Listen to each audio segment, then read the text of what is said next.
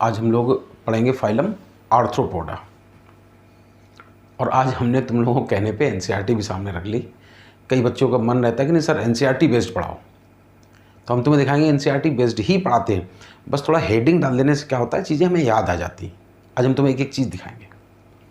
देखो सबसे पहले लिखा है, बस क्या हुआ चीज़ें थोड़ी ऊपर नीचे हो सकती हैं। जैसे पॉइंट लिखा है एनसीईआरटी में कि they are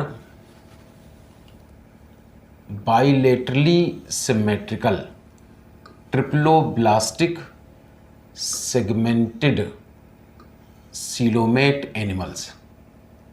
They have organ system great body organization. ठीक है ना, एनसीईआरटी पे लिखा है they have organ system level of body organization. बस इतना सा फर्क है कि हम उसको हेडिंग डाल देते हैं कि भाई इनकी पहचान क्या है, इनका इंट्रोडक्शन क्या है। और हम तुमसे कहते थे कि इंट्रोडक्शन समझना है तो इसलिए क्लासिफिकेशन पढ़ाया जाता है।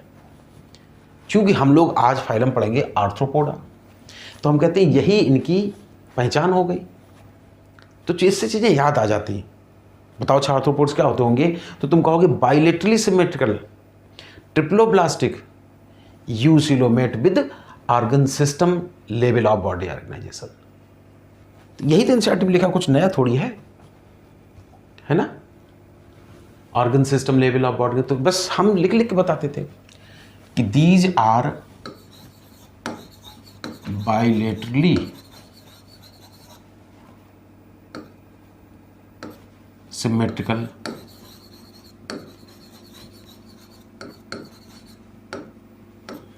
Triploblastic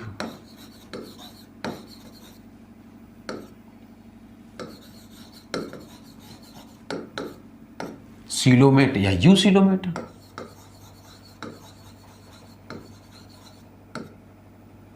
animals with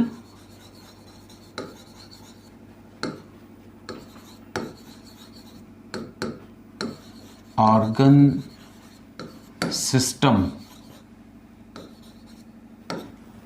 level of body organisation.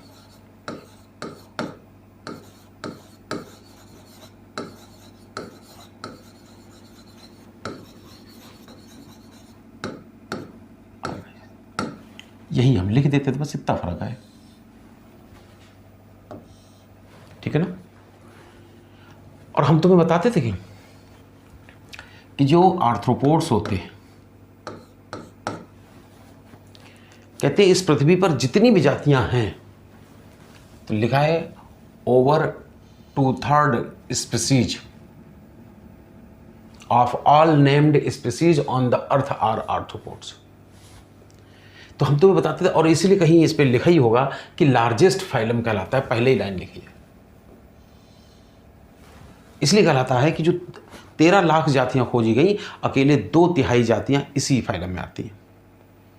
बात समझते ना। तो बस इतनी सी एक दो शब्द बोल देंगे कि दीज आर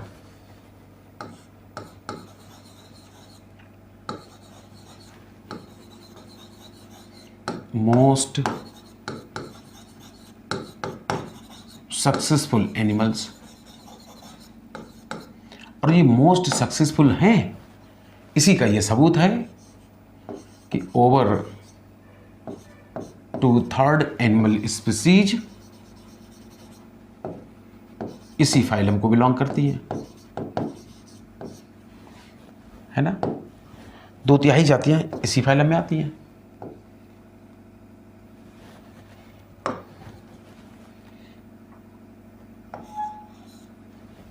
इसी फाइलम में आती है, तो इसलिए पता चला कि ये मोस्ट सक्सेसफुल एनिमल है। तो हम तुम्हें बस इसलिए लार्जेस्ट फाइलम भी कहते हैं इसको, और हम तुम्हें बस इतना सा अलग से जोड़ देते हैं कि आखिरकार सबसे ज़्यादा सफल हुए क्यों। तो हम तुम्हें बताएंगे कि इनकी सफलता के पीछे एक बात थी कि इनकी बॉडी के ऊपर काइटिनस क्यूटिकल का एक्सोस्केलेटन पाया जाता था। तो ये एनसीईआरटी ने भी लिखा है कि body covered by chitinous exoskeleton. शायद जैसे कछुआ होता है उसके ऊपर मजबूत कवच होता है, पत्थर भी मार दो तो उसको चोट नहीं लगनी। हमने देखा मगरमच्छ उसको नहीं खा पा रहा था, तो उसका तो जीवन बच गया ना। तो इनकी सफलता, भाई मोस्ट सक्सेसफुल एनिमल ना होते तो अकेले 2/3 जातियां क्यों होती, आर्थ्रोपोडा लार्जेस्ट फाइलम क्यों होता है। तो फिर आखिरकार इतने सक्सेस हुए क्यों, इसके पीछे 2 ही राज की बातें मानी जाती हैं कि इनके ऊपर जैसे हमारे नाखून पाए जाते हैं, ऐसे इनके पूरे शरीर के ऊपर काइटिनस क्यूटिकल की बनी प्लेट्स पाई जाती हैं, अर्थात एक्सोस्केलेटन पाया जाता है, और साथ ही साथ ज्वाइंटेड अपेंडेजेज होते थे। ये इनकी सफलता का मुख्य राज था। क्या दे हैव एक्सोस्केलेटन ऑफ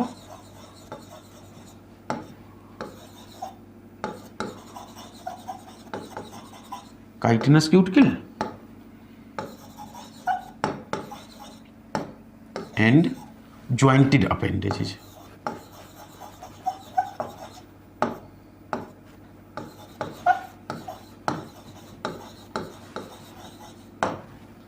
तो ज्वाइंटेड अपेंडेजेज होने से मान लो दरार है किसी सी दीवार में, तो बड़ी आसानी से मच्छर, हनी बी या बर्रैया आसानी से छुप जाती थी, दुश्मन मार नहीं पाता था। ये सफलता का मुख्य कारण है। और इनमें भी कहा जाता है कि आर्थ्रोपोड्स में भी मोस्ट सक्सेसफुल हुए इंसेक्ट। भाई सोचो दो, डायनासोर के साथ क्या दिक्कत थी, भारी भरकम शरीर था, डाइट भी हैवी थी, नतीजा एक जगह घास खत्म हो गई तो दूसरी जगह तक जाने में पैदल टाइम और लग जाता था।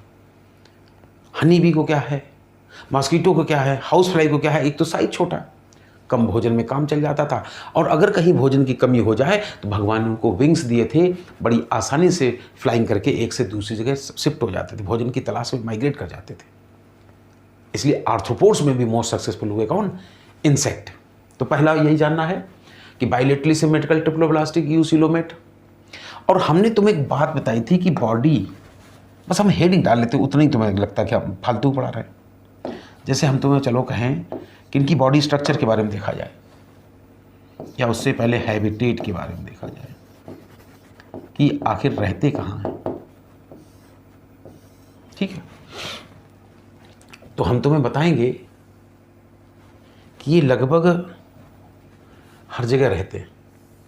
इसको नीचे खिसका लें, है ना, हर जगह रहते हैं। हम तुम्हें बताएंगे कि ये इंसेक्ट जो होते हैं या आर्थ्रोपोड्स होते हैं, ये टेरेस्ट्रियल हो सकते हैं।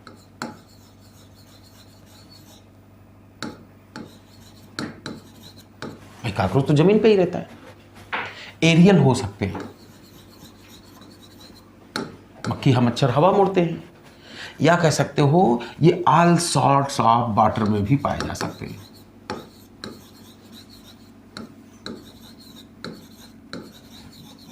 नदी, तालाब, झील, नाली के पानी में भी हो सकते हैं। और इनमें से कुछ जो होते हैं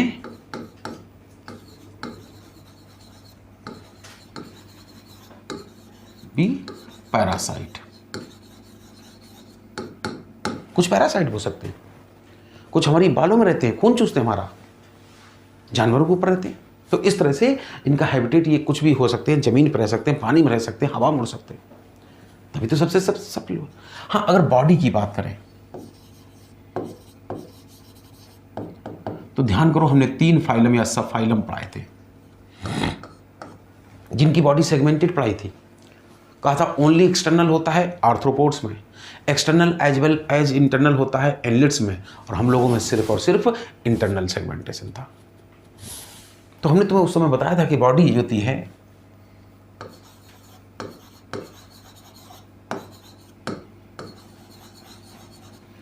मेटामेरिकली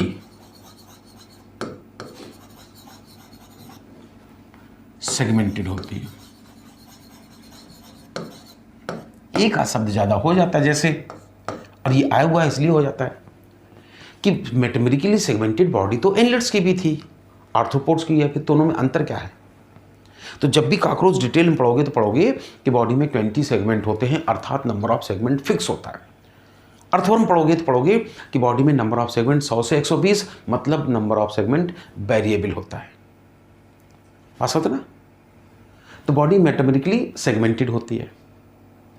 अब ये अलग बात है कि एनसीईआरटी ने कह दिया है कि बॉडी जो होती है वो डिवाइडेड रहती है इसमें हेड, थोरैक्स और एब्डोमेन में, ये बात सही नहीं लिखी, ठीक है ना, ये बात बिल्कुल सही नहीं लिखी है। बोल्ड करके लिख रखा है कि body consist of head, thorax and abdomen. इतनी हम ऐतराज करते, साफ नजर आ रहा है। अगर स्कॉर्पियन को देखो, होता क्या है, सारे आर्थ्रोपोड्स में नहीं ऐसा होता है, सिर्फ इंसेक्ट में होता है, वरना स्कॉर्पियन में तो थोरैक्स और हेड आपस में फ्यूज्ड रहता है। सिफाइलोथोरैक्स कहलाता है और एब्डोमेन दिखाई देता है, हेड अलग से नहीं दिखाई देता है। लेकिन चलो हम लोग कॉकरोच पर बेस्ड पढ़ेंगे तो बॉडी मेट्रिकली सेगमेंटेड होती है एंड इज डिवाइडेड इनटू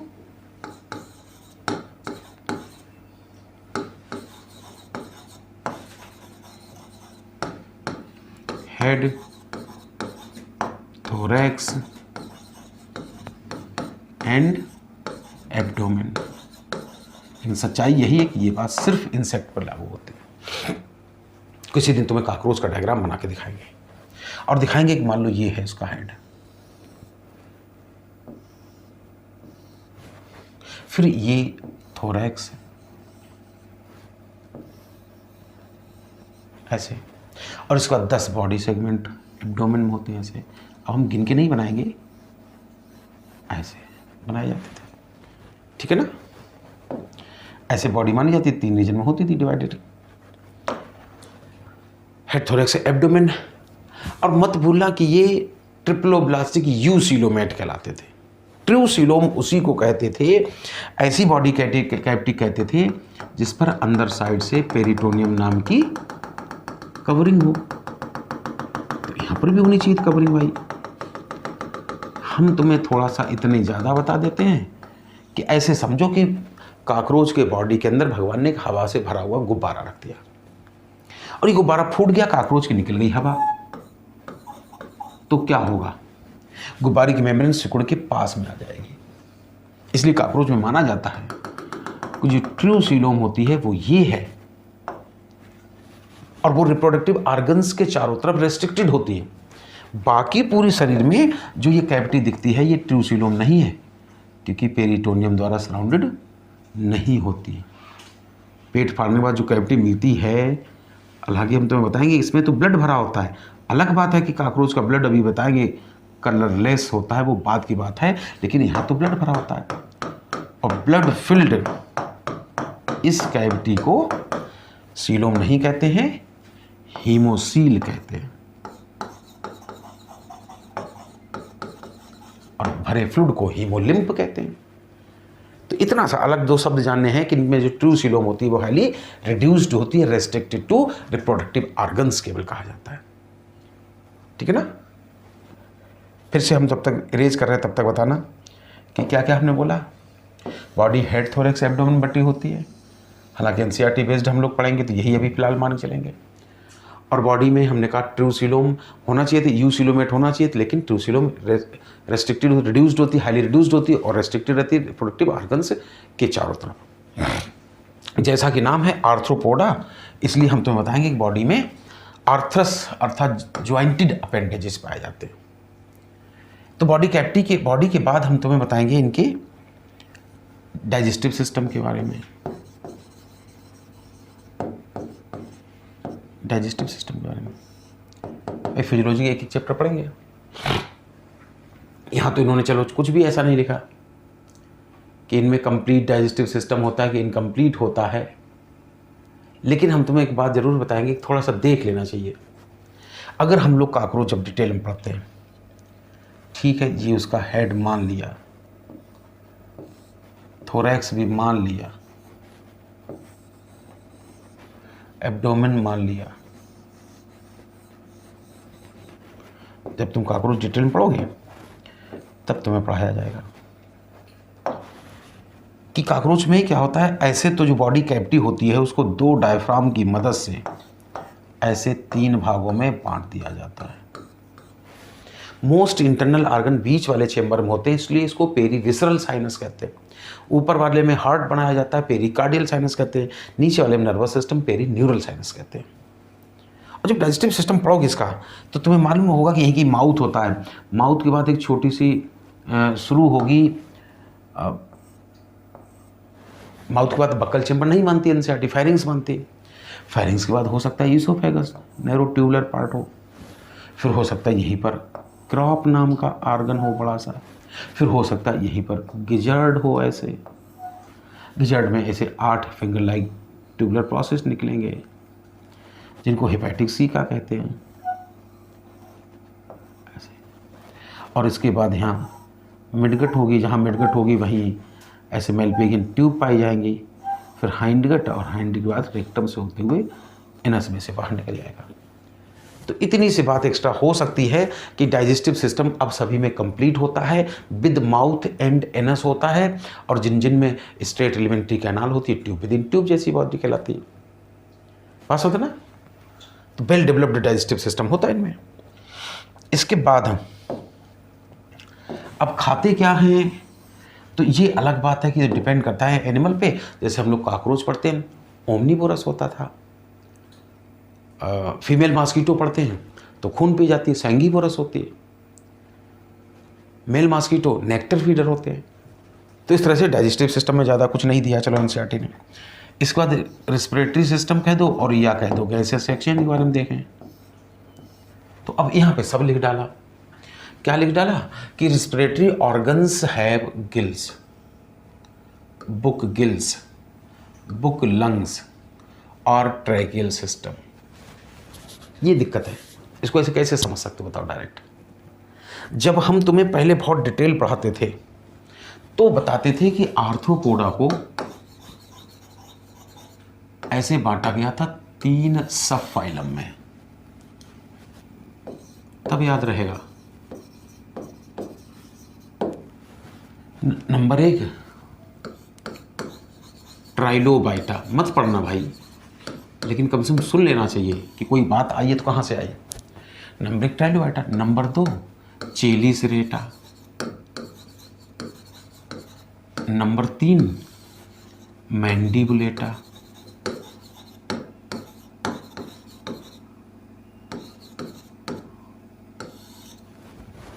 अलग बात है कि हम कहते थे कि ट्राइलोबाइट्स अब पढ़ने की जरूरत नहीं, ये सब पर्मियन पीरियड में एक्सटिंक्ट हो गए, विलुप्त हो गए। लेकिन जो चेलिसरेटा के मेंबर होते थे 3 क्लास में बांटे जाते थे, मीरोस्टोमा, अरेक्निडा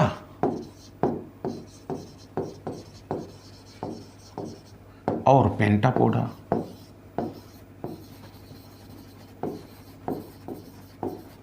ठीक। और उस समय बताते थे कि ये एक्वेटिक होते हैं, पानी में रहते हैं। और पानी वाले कहां से सांस लेते हैं? गिल्स से सांस लेते हैं। तो इससे याद रहेगा, हाँ गिल्स की बजाय बुक गिल्स का देना। इसमें हम लोग स्पाइडर और स्कॉर्पियन पढ़ते थे, बुक लंग्स कह देना, ये हमें नहीं पढ़ाए जाते थे। इसमें पढ़ते तमाम क्रस्टेसिया क्लास पढ़ते थे जिसमें प्राण आती थी। इंसेक्टा पढ़ते थे जिसको हेक्सापोडा भी कहते थे। हेक्सा माने 6, पोडिया माने लेग। इंसेक्ट में 3 जोड़ी टांगे अर्थात 6 टांगे होती हैं, 6 लेग्स होती हैं। लेकिन तुम भी जानते हो सेंटीपीड में तो नहीं होती है। तो ऐसे थोड़ी कह सकते हो पूरे आर्थ्रोपोड्स में 3 पेयर लेग्स अर्थात 6 टांगे होती हैं। तो क्रस्टेसिया, इंसेक्टा, डिप्लोपोडा, काइलोपोडा, सिम्फाइला, पारोपोडा ऐसे पढ़ाए जाते थे। तो ये बताना चाहते हैं कि जो लिम्बुलस जिसको हम लोग किंग क्रैब कहते हैं, एक तो एग्जाम्पल पता चलेगा कि वो इसी में आता है, किंग क्रैब। तो ये बुक गिल्स से सांस लेते थे, ये बुक लंग्स से सांस लेते थे। और इंसेक्ट में होती थी ट्रैकियल ट्यूब्स। चलो अच्छा थोड़ा सा इंसेक्ट वाला बता दें। जब तुम कॉकरोच को बहुत डिटेल में पढ़ोगे तब देखोगे कि ये मान लो कॉकरोच है, ऐसे ही बना तेरे सामने से कॉकरोच है मान लीजिए।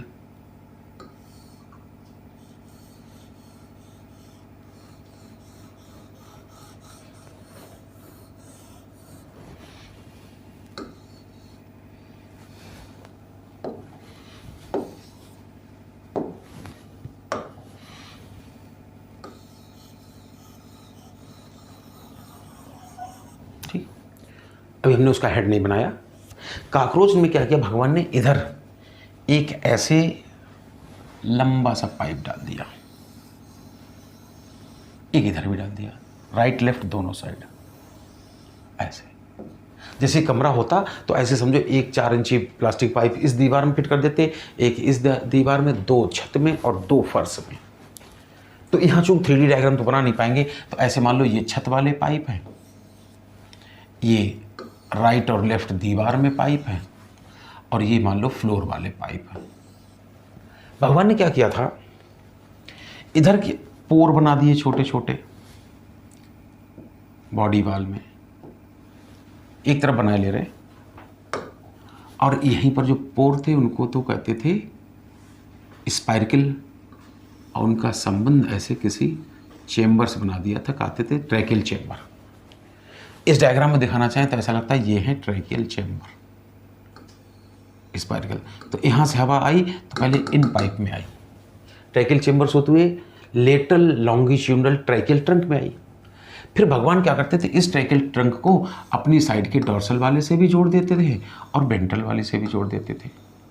ऐसे इधर के ट्रैकियल ट्रंक को लेटरल लॉन्गिट्यूडनल ट्रैकियल ट्रंक को अपनी साइड के डॉर्सल वाले से भी जोड़ दिया, वेंट्रल वाले से भी जोड़ दिया। तो यहाँ से होते हुए एयर इन पाइप में तो चली ही गई, ऊपर और नीचे वाले में आ गई। फिर इनसे जो है और पाइप निकलते थे ऐसे, इनको कहते थे ट्रैकी। बड़ा सवाल उस समय पूछा जाता था, ह्यूमन की ट्रैकी या काकरोच की ट्रैकी में क्या सिमिलरिटी होती है? तो दोनों की दीवार में सपोर्टिव रिंग्स पाए जाते हैं, जिससे हवा न होने के बावजूद भी पिचकते नहीं है, कोलैप्स नहीं करते। तो ये ट्रैकी कहलाती थी। आगे चल के ब्रांचेज में से बदल जाती थी, ट्रैक्यूल्स कहते थे, और अंत में जाके किसी सेल से होती हुई ये मिल जाती जाके थी जहाँ इनको पहुँचानी है ऑक्सीजन, ऐसे यहाँ पहुँच जाती थी। तो इस तरह से कहा जाता था कि काकरोच में रिस्पिरेशन के लिए ट्रैकियल ट्यूब्स होती हैं, लेकिन सभी में नहीं होती, सिर्फ इंसेक्ट में होती है। तो यहाँ पर भी यही कहानी है कि यहाँ पर इतना लिख दिया है कि respiration by gills, book lungs और ट्रैकियल सिस्टम, लेकिन ट्रैकियल सिस्टम बेसिकली सिर्फ इंसेक्ट में होता है। तो रिस्पिरेशन कैसे हुए? बाई गिल्स, बुक गिल्स,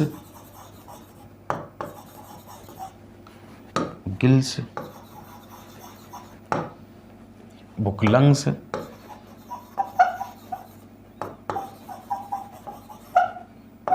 और ट्रैकियल सिस्टम द्वारा होता है। इसके बाद क्या है? रिस्पिरेशन के बाद वैसे हम लोग चैप्टर पढ़ते हैं सर्कुलेशन, और तुम्हें पता था कि सर्कुलेटरी सिस्टम सबसे पहले कहाँ से बना था? बना था भाई फाइलम एनलिडा से, बना था। तो देख लो उनके सर्कुलेटरी सिस्टम में क्या लिखा है। सर्कुलेटरी सिस्टम में लिखा है कि circulatory system is open type. तो अब इतना ही पढ़ना है तो बताने की जरूरत क्या है? वैसे हम तुम्हें बता चुके थे कि सबसे पहले एनलिडा में बना था, फिर Annelida, arthropoda, Mollusca, Echinodermata, Hemichordata, chordata. कहा तब पहला फाइलम और आखिरी फाइलम छोड़ दो, तो सभी में ओपन ही होता है, सिर्फ एनलिडा में और कार्डेटा में क्लोज्ड होता है। लेकिन अगर 1 मिनट के लिए चाहो तो ओपन का मतलब क्या होता है, तो हम तुम्हें बताएंगे कि ओपन का मतलब ये होता है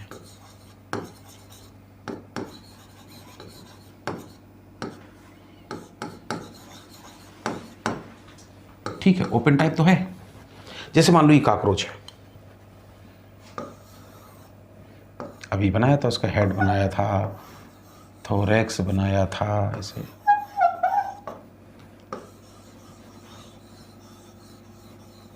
ठीक। क्या कहा था कि बॉडी कैविटी को 2 डायफ्राम की मदद से ऐसे 3 भागों में बांटा था, ठीक है।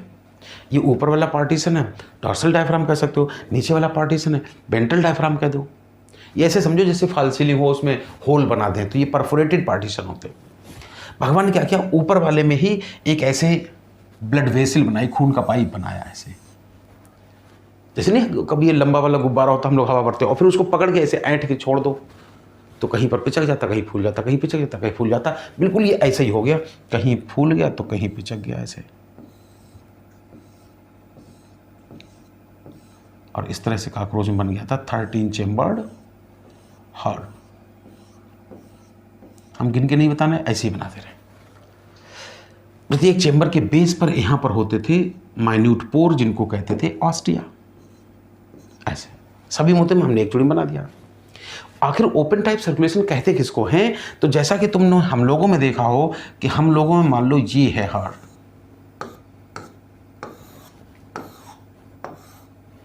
यहां कहीं पे, तो हम लोगों का हार्ट जब ब्लड पंप करता है तो वो ऐसे यहां निकल के पाइपलाइन के अंदर जाता है, इनमें बहता है। यहां ब्लड नहीं बहता, यहां बॉडी कैविटी में। When blood pumped by the heart passes through closed network of blood vessel, it is called closed type. यहाँ क्या होगा, ये हार्ट में जब कॉन्ट्रैक्शन होगा, यहाँ भरा ब्लड जब आएगा तो कुछ इधर आएगा, कुछ इधर जाएगा, कुछ इधर जाएगा, जो यहाँ आ भी जाएगा विनी पोर से होते हुए इधर आएगा, यहाँ से होते हुए फिर चला जाएगा। तो पूरा सर्कुलेशन एक तो एंटी क्लॉकवाइज डायरेक्शन में होता है, और इसी को कहते हैं ओपन टाइप के। When blood pumped by the heart passes through body sinuses या body cavity, this type of circulation is called open type. एक बात तो यहाँ ब्लड सर्कुलेशन ओपन टाइप है। दूसरी बात हम तुम्हें बताएं कि ये भी है, हम तुम्हें बताएं एक शब्द कि ब्लड जो होता है कलरलेस होता है। सिर्फ एक इनमें से उसको छोड़ दिया जाए, प्राण को छोड़ दिया जाए तो ब्लड हमेशा कलरलेस होता है। कैसा होता है? कलरलेस होता है। आसान है ना? ये इतनी सी बात अलग से याद रखना। तो सर्कुलेशन के बाद अब हम तुम्हें बात बताएंगे, हेडिंग डालने से बस चीज़ें याद हो जाती हैं। मूवमेंट एंड लोकोमोशन, अब ये हट नहीं पा रहा तो हम थोड़ा साइड्स में लिखे दे रहे हैं कि चलो पहले एक्सक्रीशन समझो। एक्सक्रीशन के लिए क्या है देखते हैं, क्या कहती है NCERT. Excretion takes place through Malpighian tubules. ऐसे तो बहुत सरल है, लेकिन जरा अगर थोड़ा समझना चाहें तो हम तुम्हें बताएं कि मेलपिगियन टिब्यूल करती तो है, जरा आखिर कैसे करती है, जरा एक बात को समझो।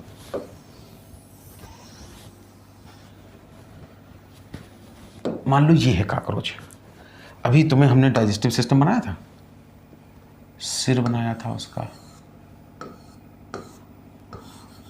ऐसे करके, थोरैक्स बनाया था और पूरा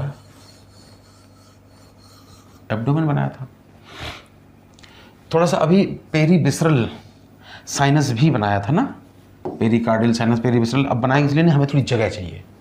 और यहीं पर पूरा डाइजेस्टिव सिस्टम पढ़ाया था। लेकिन ये कहा था कि मिडगट और हाइंडगट की सबसे बड़ी पहचान थी कि दोनों के जंक्शन पर इस तरह की येलो कलर की ट्यूब्यूल्स पाई जाती।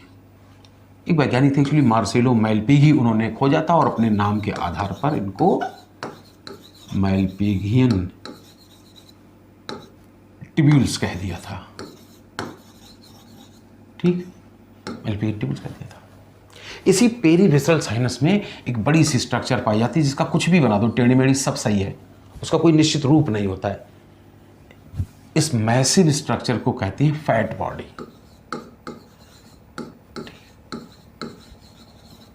फैट बॉडी कहते हैं।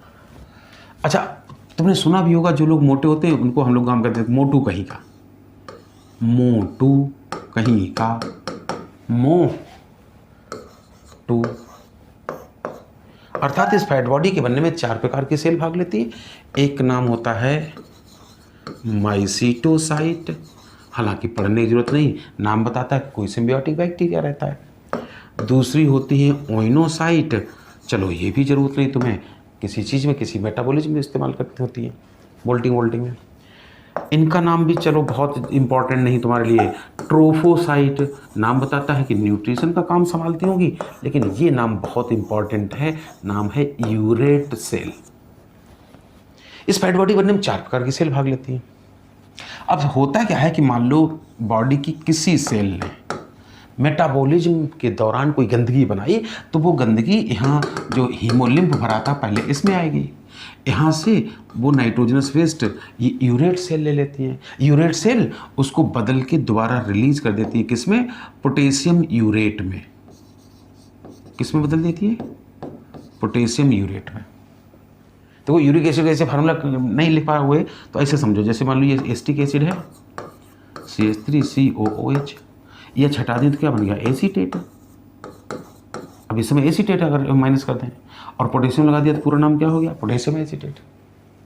इस तरह से पोटेशियम यूरेट आ जाता है हीमोलिम्फ में। इधर जो मेलपिगियन ट्यूब्यूल है इसकी दीवार की सेल इसी पोटेशियम यूरेट का इनटेक कर लेती हैं, और जब पोटेशियम यूरेट अंदर चला जाता है तो ये सेल्स इसमें से पोटेशियम तो रिमूव कर देती हैं, ठीक, और क्या करती हैं, उसकी जगह पर हाइड्रोजन जोड़ देती हैं। तो ये बन गया एसिड, एसिटिक एसिड, वहाँ बन जाता होगा यूरिक एसिड, और उसी यूरिक एसिड को यहाँ रिलीज कर देती। पता, यूरिक एसिड लगभग वैसे ही समझो जैसे पानी में बालू अर्थात क्रिस्टल के रूप में होती है। एक सवाल तो यहीं से सॉल्व हो जाएगा कि काकरोच कैसा होता है, यूरिकोटिलिक होता है। दूसरी गौर से देखो, मेलपिगियन ट्यूब्यूल्स जब यहाँ से यूरिक एसिड एब्सॉर्ब करती हैं तो साथ में कुछ न कुछ वाटर मिनरल्स भी आ जाते हैं, वो भी यहाँ रिलीज हो जाते हैं। लेकिन जब ये कंटेंट आगे गुजर रहा होता है तो चूंकि ये ठहरी लार्ज इंटेस्टाइन है और हमारी भी लार्ज इंटेस्टाइन का मेन काम होता है वाटर मिनरल से एब्सॉर्ब करना, तो यहाँ से ज़रूरत का पानी पुनः एब्सॉर्ब कर लिया जाता है। तो अप्लाइड सवाल तुमसे पूछा जाएगा कि एंटीरोनेफ्रिक होती है मेलपिगियन ट्यूब्यूल, इससे फ़ायदा क्या मिलता हो, इससे फ़ायदा मिलता है वाटर कंजर्वेशन में मदद मिल जाती है, फालतू का पानी निकलने से बच जाता है, ज़रूरत की हम पूरी कर लेते हैं। इसलिए माना जाता है कि काकरोच का जब फीकल में वेस्ट प्रोडक्ट बाहर निकलते हैं तो ये सेमी सॉलिड पेस्ट के रूप में निकलते हैं, जैसे कॉलगेट जेल, टूथपेस्ट देखो कैसे गाढ़े गाढ़े होते हैं। तो इस तरह से इतना तुम्हें बस थोड़ा सा 2-4 शब्द बताने रहते हैं कि एक्सक्रीशन के लिए मेलपिगियन ट्यूब्यूल होती हैं, लेकिन एसेसरी स्ट्रक्चर होती है कौन, फैट बॉडी, जिसमें इतने प्रकार की सेल पाई जाती है, ठीक है ना।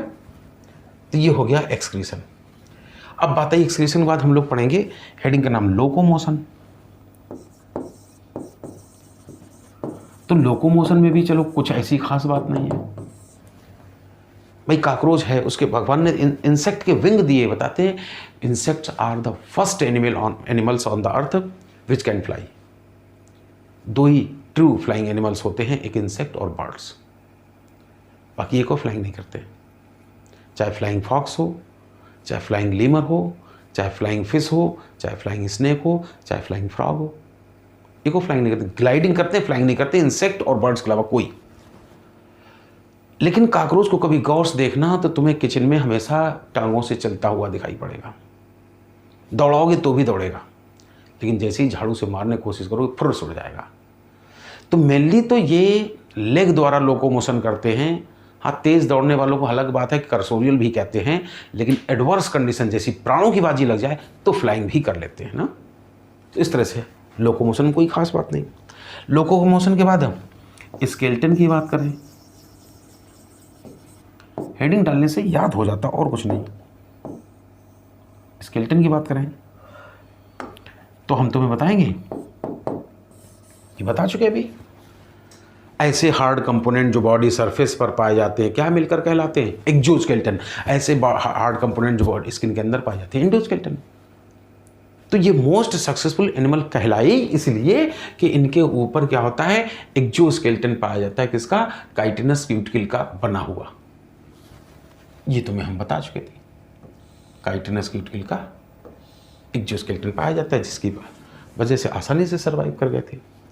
स्केलेटन के बाद हम तुम्हें बताएंगे चैप्टर हम लोग कौन पर, नर्वस सिस्टम, सेंसरी सिस्टम। पहले यहां देख लो फिर हम बताएं। लिखा सेंसरी सिस्टम में एक तो सेंसरी ऑर्गन्स लाइक एंटनी, ऐसे तो हम तुम्हें यही डायग्राम में दिखा सकते हैं। आईज, वो भी 2 प्रकार की, कंपाउंड और सिंपल आई। स्टेटोसिस्ट नाम के बैलेंसिंग ऑर्गन पाए जाते हैं। हम इसी चीज़ को तो डायग्राम बना के दिखा दें कि चलो अगर ये कोई काकरोच है, ठीक, ये कोई काकरोच है,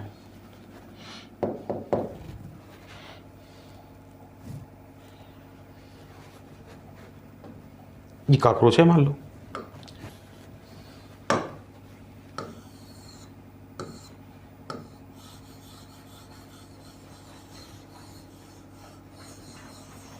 ठीक है। तो यहां पर ऐसे पाए जाते हैं एंटीनी। अब एंटीनी तुमने ये तो सुन लिया कि सेंसरी ऑर्गन है, लेकिन किस सेंसेशन को परसीव करते हैं, तो उसके लिए हमने एक शब्द अलग से लिख दिया, ओटीटी, अर्थात ऑल्फैक्टरी रिसेप्टर का काम करते हैं, सूंघने का, ऑल्फैक्टरी रिसेप्टर का काम करते हैं। और सूंघते हमेशा मुंह की तरफ से। हम लोग का मुंह इधर आए तो इधर ही नाक भगवान ने बनाई, पीछे नहीं बनाई कि पहले दाल पीछे सूंघाए फिर आगे खाएं। हमेशा ऑल्फैक्टरी रिसेप्टर, गस्टेटरी रिसेप्टर साथ साथ होते हैं। टैक्टाइल रिसेप्टर अर्थात टच रिसेप्टर का भी ये काम करते हैं। दो कॉकरोच मिलते थे, एंटीनी इसलिए टच कराते हैं जिससे वो महसूस कर सकें सामने वाला मेल है कि फीमेल है। और साथ ही साथ थर्मल रिसेप्टर का काम करते हैं। बात समझते ना, 3 काम करते हैं इसलिए कहते हैं। फिर कॉकरोच में हम तुम्हें यहीं पर ज़्यादा से ज़्यादा ऐसे कंपाउंड आई बना के दिखा देंगे।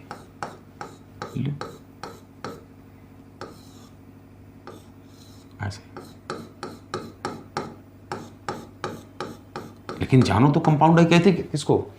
आई with single lens is called simple eye, eye with multiple lens is called compound eye. और यहीं पर यही एंटीनी ग्रेस पे आसपास सिंपल आई भी होती है। जैसे सिंपल आई इनकी अलग हमारी अलग है।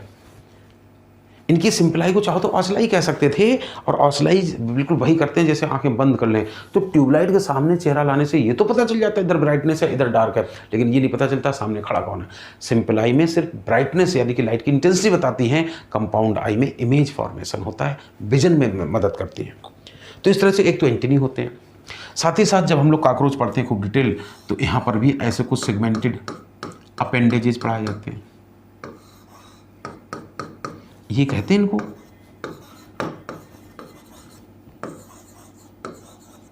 एनल सर्काई।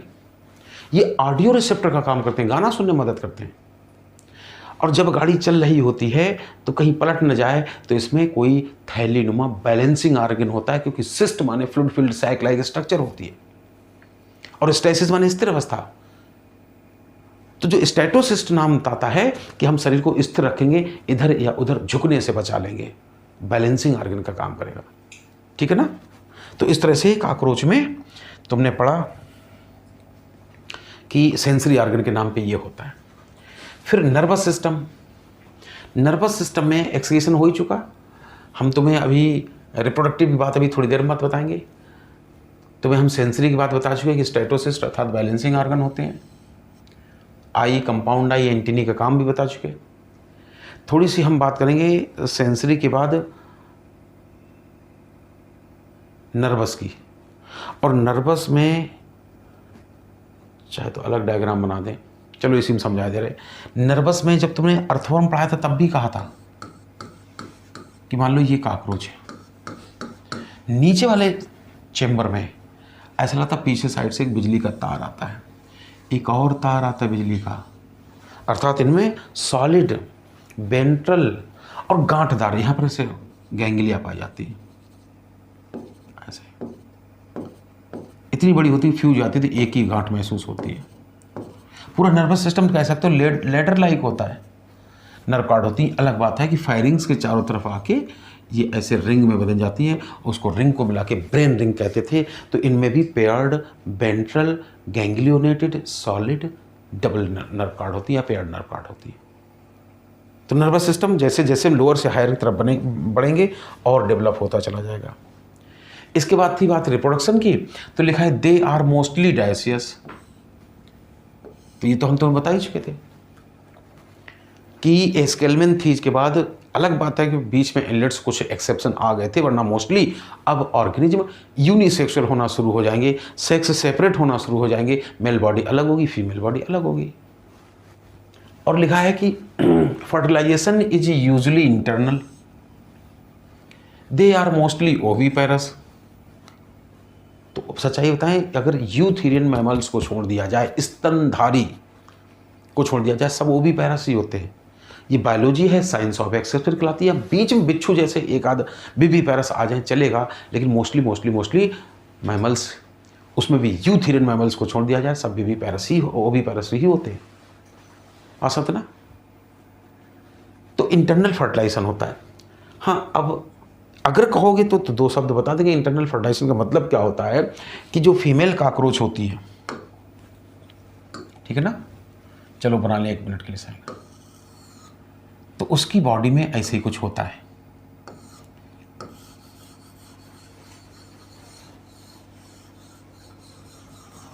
ठीक, यहीं कहीं पर ऐसे ही बताएंगे किसी समय।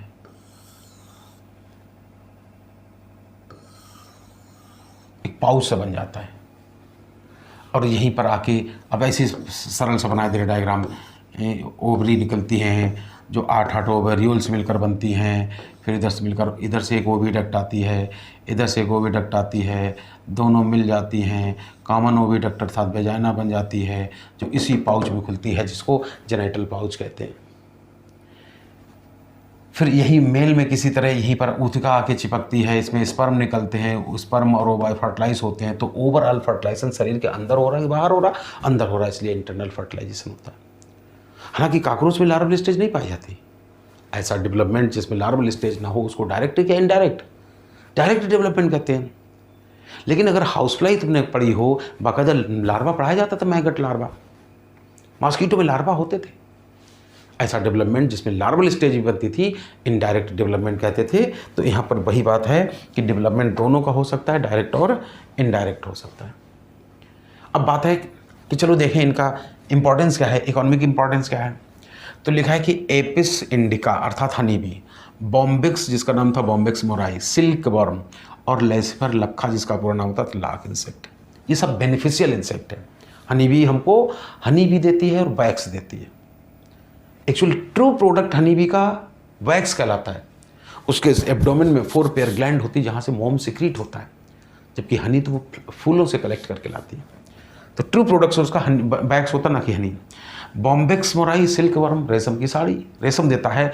लेसिफर लक्खा, तुमने महाभारत में लाक्षागृह सुना होगा, लाख का बनाया जाता था, या कंगन बनाए जाते औरतों को, उनको वजन बढ़ाने के लिए, मजबूती देने के लिए पीछे लाख भरी जाती, तो इससे लाख मिलती थी।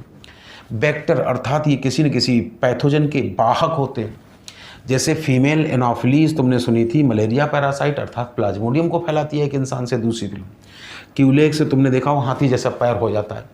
फाइलेरिया वॉर्म के पैथोजन को एक तरफ से दूसरी तरफ फैलाती है, और एडीज जो है येलो फीवर के वायरस को फैलाता है।